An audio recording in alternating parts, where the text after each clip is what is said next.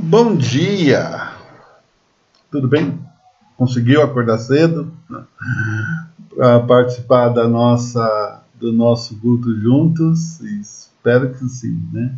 Mas se não conseguiu, que bom que você está aqui ouvindo. A gente ainda está preso nas nossas casas, encavernados, não é? E eu sinceramente não consigo ver nenhuma chance a curto prazo de voltarmos a ter os nossos cultos na igreja. Embora há uma abertura sendo falada e de alguma maneira implementada, o problema não está resolvido. Não há uma profilaxia, né? Embora já estou ouvindo gente falar em profilaxia. E o engraçado, eu estava ouvindo uma matéria nessa semana na TV e o médico Zambello, uma coisa assim, e ele tem uma medicação interessante que ele fala. Mas o mais interessante que ele fala é que ele tem uma profilaxia para isso, quer dizer, uma maneira de tentar trabalhar antes que a coisa chegue, né? E, e ninguém deu chance pro cara falar o que era. Não é?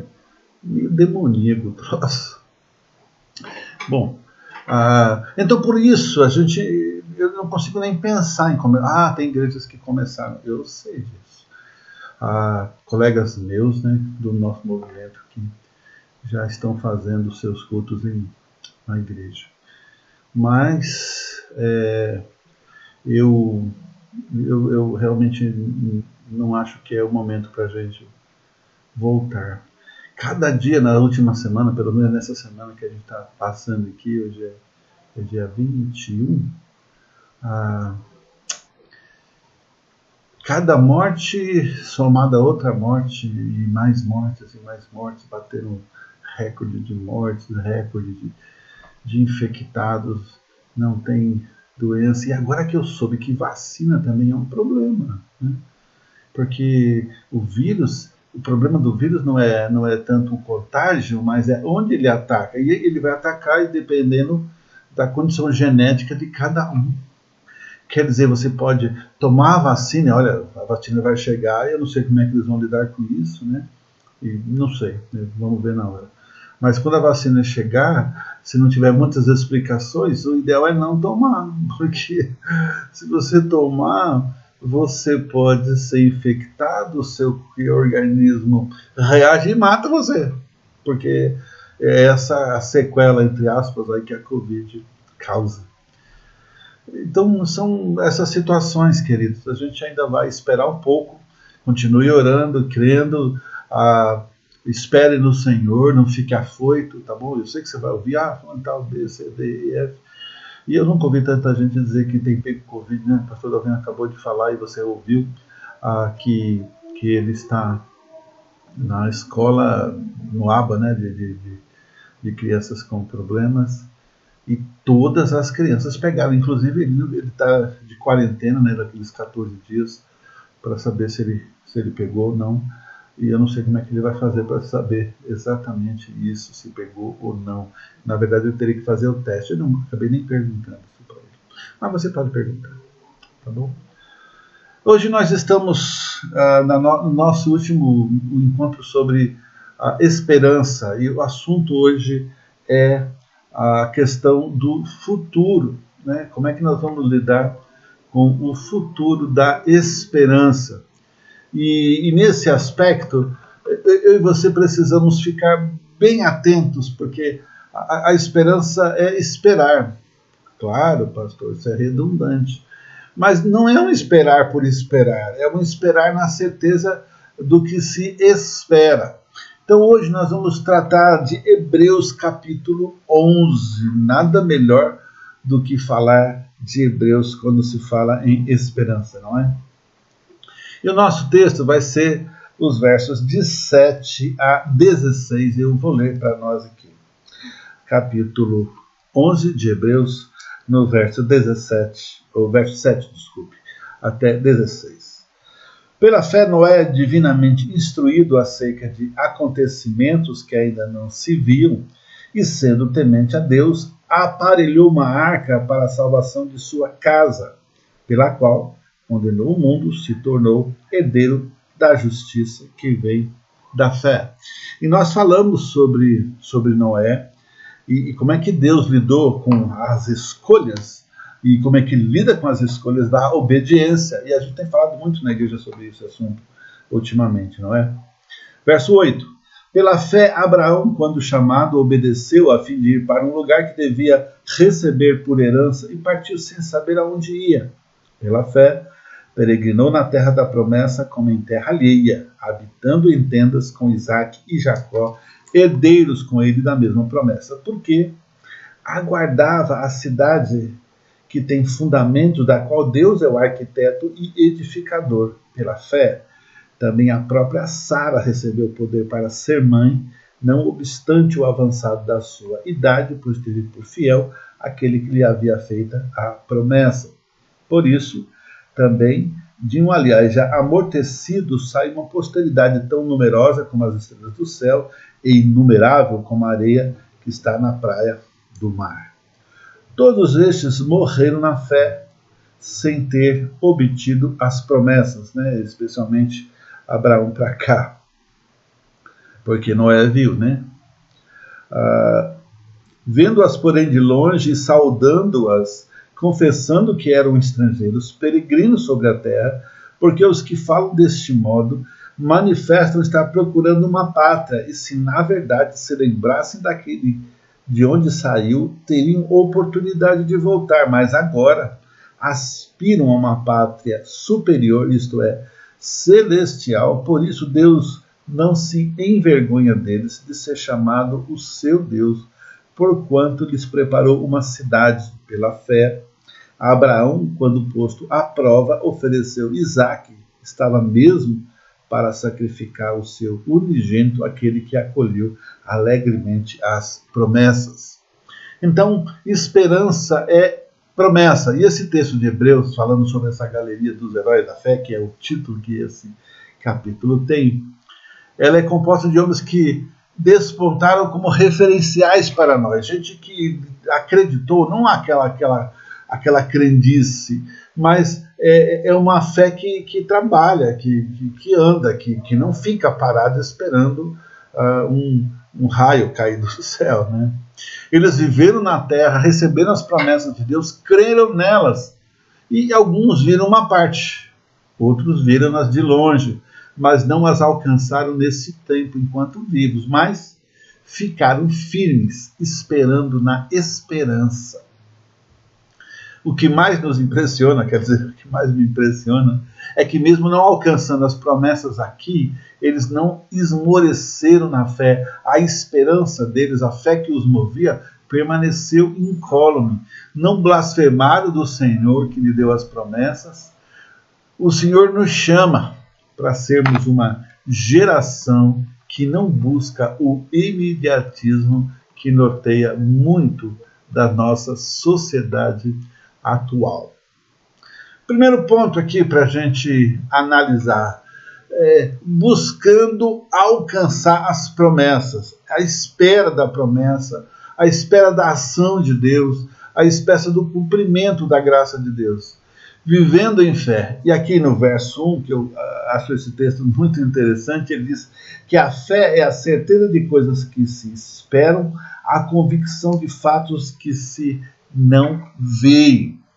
Ela não é obra do acaso, mas é fruto da ação da palavra de Deus na vida de quem crê.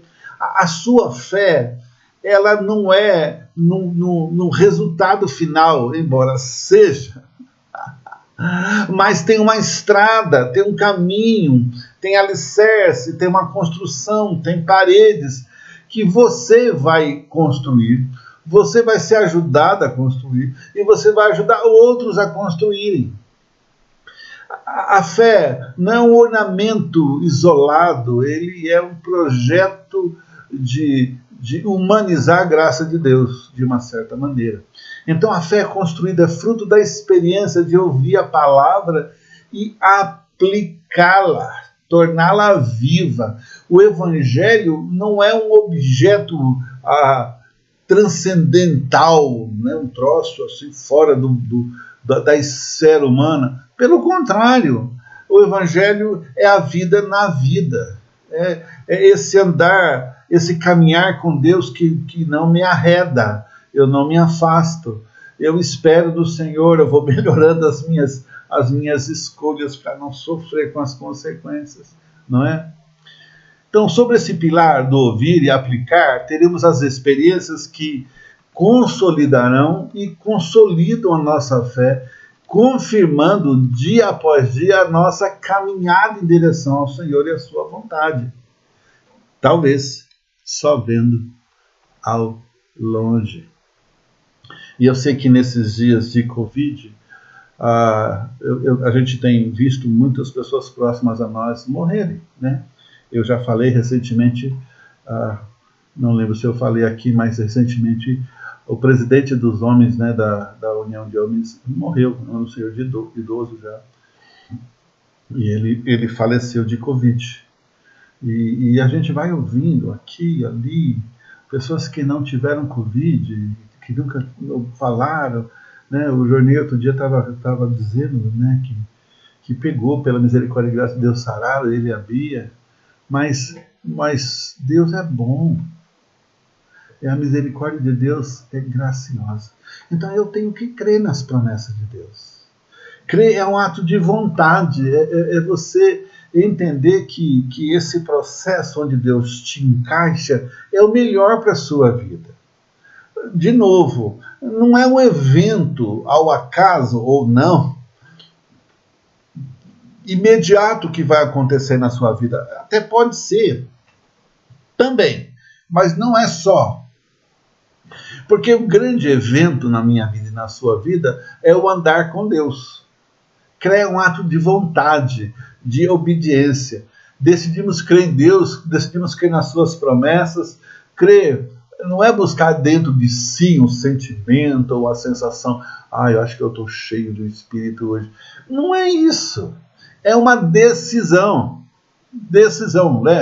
É como o amor, né? A Bíblia fala que Deus amou o mundo de tal maneira que deu o seu Filho unigênito. O amor e a graça de Deus não é uma ação tresloucada ou minimamente sentimental, é uma ação, algo que Deus fez e algo que eu e você precisamos fazer. E em meio às dúvidas, dizer eu creio em Deus, em meio à guerra, dizer eu creio no Deus que acalmou a tempestade e por certo fará calar todas as coisas que vierem. Irmão, o crer é uma ação, é algo que você faz. Deus fez, você creu porque fez, está lá, está registrado. Deus vai mudar as situações? Ele pode mudar, mas pode ser que você tenha que mudar antes. Entendeu? Eu tenho que abraçar as promessas. Segundo o nosso texto aqui, abraçar as promessas é deixar que elas moldem o nosso estilo de vida. Noé ficou 100 anos construindo aquela arca sem vacilar. E ele foi até o fim com a pressão da galera, da sociedade, certamente dos parentes e amigos. Ele deve ter se tido como louco e, de fato, ele deve ter se tornado nesse perfil. E quando ele estava dentro da arca, que ele fecha a porta e Deus lacra aquela arca, e a chuva que não existia começa a existir, e o mar que não estava ali, e o rio que não passava nem perto começa a passar, então as pessoas creem. Crer assim é fácil. Obediência é crer que Deus quer o melhor. Gente, quantas coisas você já não mudou de ideia e mudou de novo? Fala a verdade, né? Que você... eu lembro de um colega que ele era funcionário de uma empresa grande e estava chateado, ganhando pouco, ele achava que ganhava pouco, não sei o que, fez de tudo, mandaram ele embora. 2 anos depois, ele falando comigo, ele falou, rapaz, eu era feliz, não sabia. Pois é, não é? Então a gente anda como se não tivesse rumo, caminho. Irmão, nós estamos indo para o céu. Mas o caminho é real, ele existe. Não é qualquer caminho que vai para o céu. Jesus diz, eu sou o caminho. E esse caminho, ele tem etapas, ele tem processos, ele tem paradas, ele tem trabalho para ser feito. Nós precisamos, então, adequar toda a nossa realidade com as diretrizes das promessas de Deus. A Bíblia fala sobre a viúva, né? Quando a igreja vai tomar conta da viúva, e detalhe, ponto e vírgula, viúva que, quando era mais jovem, acolheu os santos. Ela recebia as pessoas na casa dela. Era uma boa amiga das irmãs. Ela era agregadora, não era um bicho doido que não queria saber de ninguém, aí no final da vida ela entra numa crise. Não é que a igreja vai jogá-la fora, mas ela não vai ter todo o cuidado que poderia ter se tivesse tido uma vida melhor. Não estou falando, não me julgue não. A Bíblia diz isso. É estar sempre pronto a nos mover em Deus e para Deus. A nossa maior promessa, irmãos, é o céu, é a vida eterna. O Evangelho é o Evangelho de espera. Nós estamos esperando com a esperança e fé de aquele que prometeu é fiel. Então, qual é o caráter daquele que espera? É um caráter moldado na esperança. O autor diz que aqueles que morreram nesse tempo, na esperança, mesmo não alcançando as promessas, e nós vemos que Moisés não alcançou a promessa, por exemplo. Né? Abraão não viu o cumprimento da promessa, mas ele viveu para isso. Em nenhum momento ele teve dúvida do que ele deveria fazer. Irmão, eu e você precisamos entender isso. E exaltar o Senhor. Digno de que Deus não se envergonhe de nós, de chamarmos que o Senhor é meu Deus. No verso 16 ele diz aqui, mas agora aspira uma pátria superior, isto é celestial. Por isso Deus não se envergonha deles de ser chamado o seu Deus. Não é fantástico isso? Enquanto eu aguardo o cumprimento das promessas, se elas virão ou não, eu não sei. Né? Eu tenho muitos sonhos para a nossa igreja no Monte das Oliveiras. Muitos, não são poucos. Estou há 10 anos aí. E muitas coisas Deus já fez. E certamente Ele o fará. Enquanto nós estamos fazendo. Você está se preparando para cumprir a vontade de Deus? Eu espero que sim. Você está sendo mais obediente? Eu espero que sim. Você está conectado com os irmãos, você tem ligado para um, para outro, enquanto estamos nessa pandemia. Você tem se importado se alguns têm necessidades ou não? Deveria. Somos família do Senhor, não é? Ah, mas fulano não fez. Não importa, irmão.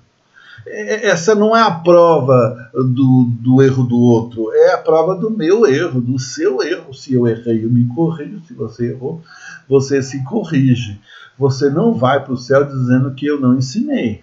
Você não entra no céu dizendo que eu não dei testemunho. O seu testemunho vai abrir as portas ou fechar as portas, não eu.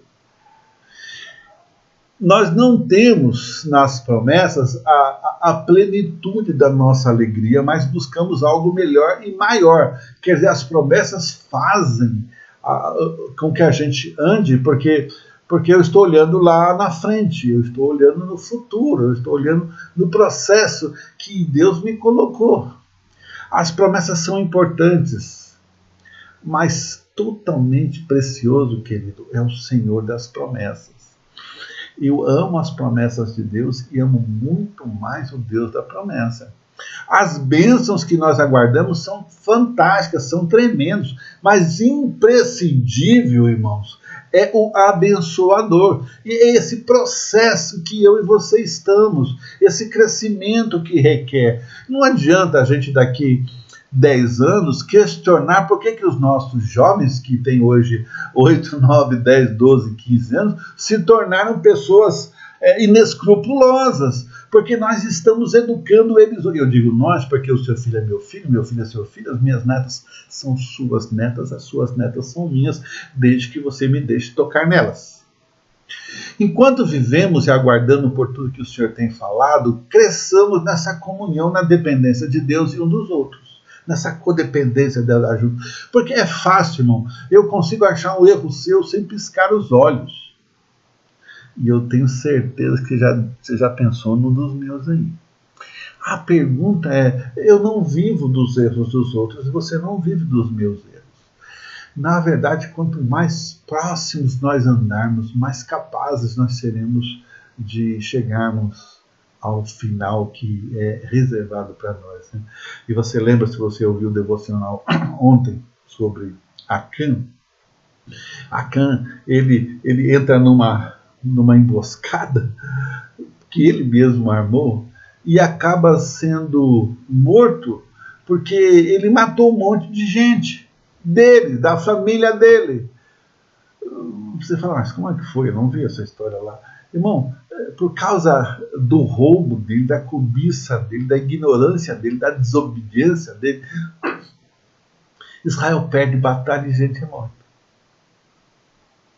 E quando chamaram lá na frente, aí, quem foi que fez? Ninguém levantou a mão. E Deus monta um processo e o descobre. E quando ele é apontado e é perguntado por que você fez isso, então ele confessa. Mas aí qualquer bandido confessa, né? Pego em flagrante. Irmão, descobramos que as promessas são importantes para essa vida aqui. Mas nosso amado Senhor é precioso para toda a nossa existência, tanto a terrena quanto a eterna. O que é mais importante para Deus, irmãos, não é nós alcançarmos as promessas ou não, mas que nós o amemos e creiamos nele acima de qualquer coisa ou circunstância. Talvez você está dizendo assim, não, Deus fez uma promessa para mim. Eu nem sei como é que você diz isso e por que você está dizendo isso. Se for uma coisa terrena, desculpa, eu não vejo biblicamente isso. Mas a gente pode conversar. Não é. A maior promessa dele é o céu. O que tem mais caro do que o céu? E mais completo que o céu? Não tem a aposentadoria que mexe numa semana e mexe na outra. Não é? Você tem o céu e a eternidade ao lado de Deus como uma promessa fixa que Deus não mudou e não vai mudar nunca. Porque ele já preparou o lugar, está tudo certinho, ele não erra. Não é aquilo que eu amo, mas na verdade Deus está acima de qualquer coisa. Que nós desejamos estar com Ele todos os dias, que esperemos por Ele todos os dias, que oremos por Ele. Você viu as orações que eu coloquei para você agora, do pastor Dalvino, também do pastor Wellington, e semana que vem nós vamos ter uma mensagem orada do pastor Eladio. Irmãos, é precioso que você esteja engajado. E eu vou falar um pouquinho mais no finalzinho aqui, mas eu quero nos desafiar, e eu quero desafiar você especialmente, a responder essa oração. Responder essa oração. Orar pelos ministérios deles e mandar para eles. Não é para mim. É para eles. Você tem o telefone deles, tem lá no nosso material. Se você não tem, você pode me pedir e eu te dou. E você vai mandar para eles e vai dizer, olha, estou orando por você, e vai orar. Não é só estou orando, não. Você vai orar e vai mandar sua oração gravada no áudio. Fazendo assim, nós proclamamos a verdade. O pastor Mate, que eu também coloquei o vídeo dele, né, traduzido, espero que você tenha visto, e ele fala de nós, ele nos consagra para sermos de fato a ação da mão de um Deus que ama o povo, que ama o ser humano, que quer os ver salvos. É precioso isso. Ele se preocupou em mandar para nós. Eu não tive condições no primeiro momento de fazer a tradução E ele providenciou tudo e mandou. Irmãos, temos que alcançar então um testemunho de fé inabalável. O que é o testemunho de fé inabalável? É sem erros? Não, não é possível, não é. Mas é uma fé que mantém você na fé. Não viveremos movidos pelas circunstâncias e agradaremos tremendamente o coração do Pai. Nós vamos manter o nosso coração junto ao coração do Pai quando ele é mais importante do que as coisas, pessoas ou circunstâncias. E quero concluir dizendo o seguinte: fazemos parte de uma visão que é a estratégia de Deus para ganharmos vidas.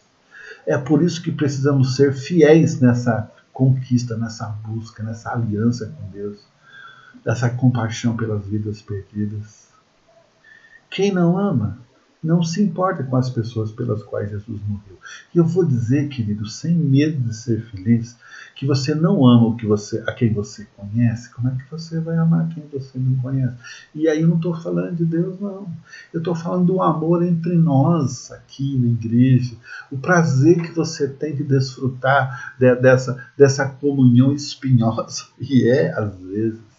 Esterilidade espiritual é maldição, irmão. Não é a física, é a espiritual. A Teresa colocou um vídeo essa semana da esposa do Baruch, Paulo César Baruch, que eles não têm filhos, casados há mais de 10 anos. E as pessoas ficam dizendo: você está em pecado, olha, eu vou declarar aqui para você, eu vou profetizar. Isso não é maldição, é uma condição física. Se for, é uma situação de Deus, não é uma situação humana. A esterilidade espiritual é assim. O que é esterilidade espiritual, pastor? É quando você não dá a luz a novos cristãos. E você começa em casa. Tem filho? Ore, trabalhe, ajude a andar na direção do Senhor. Não importa se o seu filho tem 4, tem 5, tem 10 ou tem 45. Ele está na sua casa. É sua responsabilidade ajudá-lo. Não, mas ele é adulto, ele faz o que ele quer. Não, ele está debaixo do seu teto. É sua responsabilidade como pai ajudá-lo. Ele não está tendo discernimento espiritual para se encontrar com Deus. É no amor que se faz discípulos. Ame a visão de Deus e você vai viver os princípios que demonstrarão a sua fidelidade. O poder de uma aliança está no caráter fiel de quem a faz. E foi Deus que nos chamou para essa aliança da graça.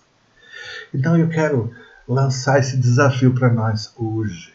E você tem essa semana para fazer, tá bom? De abençoar nossos irmãos missionários com uma oração enviando diretamente para ele. Você vai orar no tempo da oração, não importa, você vai fazer uma oração, você vai pegar o seu smartphone, apertar naquele microfonezinho e vai orar, e vai falar com Deus sobre aquele irmão, sobre aquela irmã, sobre aquele ministério, tudo que você sabe. E se você não sabe, pergunta para ele, ele vai te dizer, e vai clamar a Deus para que Deus mude, transforme e acrescente na vida deles. Combinado? Posso contar com você? Amém.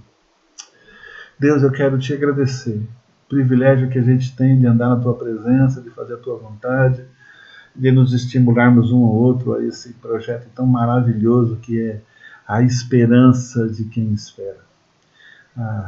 Que bênção é saber que o Senhor nos abençoa, o Senhor cuida de nós, a sua graça é permanente e que nós podemos confiar que no momento do Senhor, o Senhor vai fazer a sua vontade. Então, nós pedimos e já agradecemos ao Senhor por tudo.